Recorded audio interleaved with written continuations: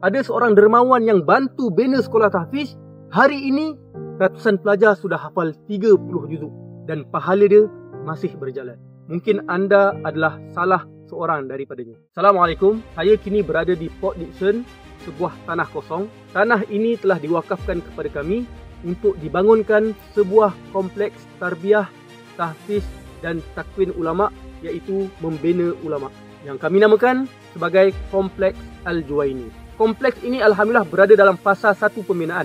Fasa ini melibatkan pecah tanah dan pembinaan awal bangunan tahfiz, iaitu dengan kos lebih kurang 10 juta ringgit. Belum lagi kos keseluruhan yang dijangka mencecah lebih 50 juta ringgit. Sebab itu, komuniti dakwah tarbiyah nak bantu sungguh-sungguh untuk bina Kompleks Al-Juwaini ini, yang mana insya-Allah akan bantu ribuan anak muda menjadi ulama profesional di Malaysia ini.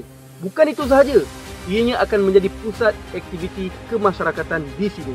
Maka sempena bulan Ramadan yang mulia ini, ayo kita kejar pahala Ramadan ini dengan menyumbang bagi pembinaan Kompleks Al-Juwaini bersama komuniti dakwah tarbiyah.